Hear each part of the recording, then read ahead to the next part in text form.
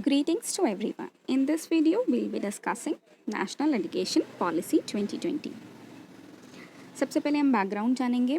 First of all ये policy पहली बार 1968 में आई थी, उसके बाद 1986 में आई. 1996 में थोड़े से अमेंडमेंट किए गए बट बहुत ज़्यादा चेंजेस नहीं आए. 2015 में TSR सुब्रमण्यम के अंडर एक कमेटी गठित की गई और उनसे बोला गया कि आप एक पॉलिसी ड्राफ्ट करिए. तो उन्हें बहुत सारे सजेशंस दिए थे, जैसे कि UGC और AICTE के रोल चेंज कर दिए जाएं, ज़्यादा टीचर्स को रिक्रूट किया जाए, टीचिंग लाइसेंस हर 10 साल पर रिन्यू हो, 4 साल का B.Ed कोर्स हो. ये सारी चीज़ें TSR सुब्रमण्यम ने 2016 में अपने रिपोर्ट सबमिशन के टाइम में दी थी. 2017 में एक और कमेटी गठित की गई के कस्तूरी रंगन के अध्यक्षता में, और इसमें यह हुआ कि इन्हें 21 में 2019 को अपना ड्राफ्ट सौंपा, जिसमें इन्होंने काफ़ी सारी चीज़ें दी. उसके बाद से लेकर 29 जुलाई 2020 तक ये क्या था, पब्लिक के लिए ओपन था. पब्लिक ने सजेशंस दिए. इस बीच 2 लाख सजेशंस आए और 29 जुलाई को जो ये रिलीज़ किया गया है हमारा नेशनल एजुकेशन पॉलिसी, उसी के ऊपर हम लोग डिस्कशन करेंगे.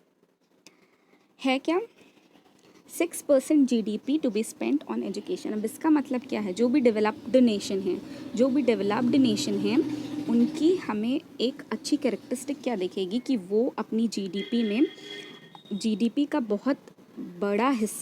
काफ़ी बड़ा हिस्सा एजुकेशन पे खर्चा करते हैं.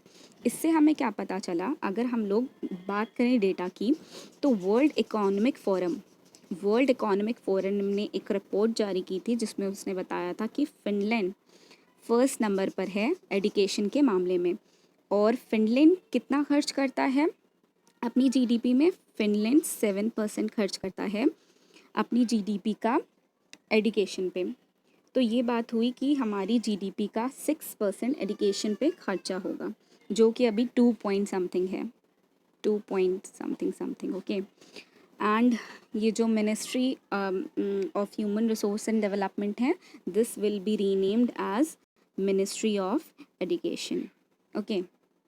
सो नेक्स्ट, अब सबसे पहली बात जो इसकी हाईलाइट है वो क्या है, 5+3+3+4 एजुकेशन सिस्टम. अब ये जो प्राइवेट स्कूल्स के बच्चे हैं उनके लिए ये नई बात नहीं है, क्योंकि ये जो 5 का मतलब है वो है nursery plus LKG plus UKG. तो ये तो पहले से ही प्राइवेट स्कूल्स में होता था, बट गवर्नमेंट स्कूल में ये पहली बार होगा. तो क्या क्या आया, nursery plus LKG plus UKG plus class 1 और प्लस क्लास 2, ये सारा इंक्लूडेड हमारा पहले नंबर के 5th में. ओके. अब नेक्स्ट क्या है, 3. अब 3 को हम लोग क्या बोलेंगे, 3 में क्या क्या आएगा, 3 में क्लास 3rd और क्लास 4th आएंगे. फिर नेक्स्ट 3 में क्या आएगा, 5th भी आएगा इसमें, और इसमें आएगा 6th 7 and 8th. Okay. Last 4 में 9 to 12 आएंगे. ओके. सो ये था लास्ट वाला. अब देखिए इसको क्या बोलेंगे हम लोग, जो पहला 5th है इसको बोलेंगे प्रेपरेटरी स्कूल. 3, अब ये जो फर्स्ट वाला 3 है इसको क्या बोलेंगे, एलिमेंट्री स्कूल. जो सेकंड वाला 3 है इसको बोलेंगे मिडिल स्कूल, और जो 4 है लास्ट है उसको हम लोग बोलेंगे secondary school. Okay. So next क्या है इम्पॉर्टेंट, कि जो मीडियम ऑफ इंस्ट्रक्शन होगा क्लास 5th तक ये लोकल लैंग्वेज में होगा. अब इससे क्या फ़ायदा होगा कि जो भी बच्चे हैं, चाहे गांव के हों दूर दराज के हों, वो लोग अपनी लैंग्वेज से ज़्यादा फेमिलियर होते हैं एज़ कंपैरिजन टू इंग्लिश और हिंदी. ना ही उन्हें प्योर इंग्लिश आती है और ना ही उन्हें प्योर हिंदी आती है, बल्कि वो लोग लोकल लैंग्वेज में ज़्यादा अच्छे से कम्युनिकेट कर सकते हैं. तो लोकल लैंग्वेज में मीडियम ऑफ इंस्ट्रक्शन रखा जाएगा. ओके. नेक्स्ट क्या है कि class 6 onwards vocational and coding programmes को लाया जाएगा.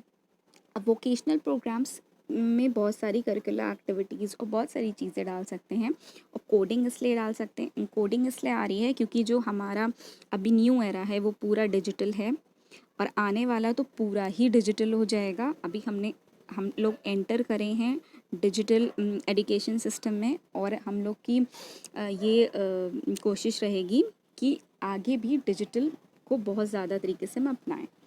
नेक्स्ट क्या है कि अप्रोच जो होगा हमारा वो मोर डिजिटाइज्ड होगा, जैसे कि ऐप्स यूज़ करेंगे हम लोग पढ़ाई करने के लिए, और टीवी चैनल्स का यूज़ किया जाएगा। ओके,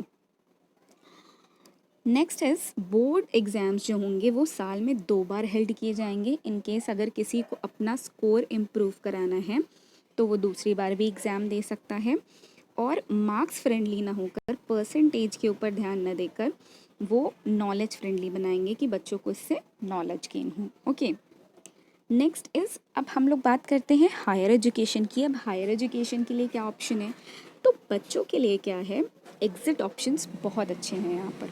इसमें क्या होगा कि अगर कोई बच्चा पढ़ना चाह रहा है तो वो पढ़ रहा है और बीच में उसने क्या करा, छोड़ दिया, या किसी वजह से उसे ड्रॉप करना पड़ा। तो पहले क्या होता था कि अगर किसी ने ड्रॉप कर दिया है तो उसकी डिग्री इनकम्प्लीट रह जाती थी। लेकिन अब क्या होगा, अगर किसी ने बीच में ड्रॉप कर दिया है, पहले साल ही करके अगर उसने ड्रॉप किया तो उसे सर्टिफिकेट मिलेगा, दूसरे साल करके अगर उसने ड्रॉप किया तो उसे डिप्लोमा मिलेगा, और तीसरे साल भी उसने अगर कर लिया तो उसे डिग्री प्राप्त होगी। ये जो हमारा यूजी कोर्स है ये 3 से 4 साल का रहेगा। अगर किसी ने 4 साल का अपना डिग्री कोर्स कंप्लीट कर लिया है तो वो डायरेक्ट पीएचडी में अप्लाई करने के लिए एलिजिबल हो जाएगा। And last in this slide is कि एमफिल हमारी क्या कर दी गई है, डिसकंटिन्यू कर दी गई, एमफिल को हटा दिया गया है। ओके, सो नेक्स्ट इज अब यूजीसी और एआईसीटी को हटाकर, या तो ये यूं कहें कि इन दोनों के ऊपर भी एक बॉडी आ जाएगी जिसको न्यू अम्ब्रेला बॉडी बोलेंगे, जिसके अंडर ही ये सब आएगा, एक सिंगल रेगुलेटर बना दिया जाएगा। मेडिकल्स और लीगल इसके एक्सेप्शन है, उनको इस सिंगल रेगुलेटर के अंदर नहीं लाया जाएगा। जो सिंगल कोर्सेज इंस्टीट्यूशंस होते हैं जैसे कि आईआईटीज़ हैं, ये सिर्फ क्या है, टेक्नोलॉजी के क्षेत्र में एजुकेशन देता है। बट अब क्या होगा कि ये जो आईआईटीज़ हैं ये आर्ट्स के भी क्षेत्र में और कॉमर्स के भी फील्ड में क्या कर सकेंगे, कोर्सेज ऑफर कर सकेंगे आने वाले सालों में। So thank you. If you like my video, then give me a thumbs up and subscribe to my channel.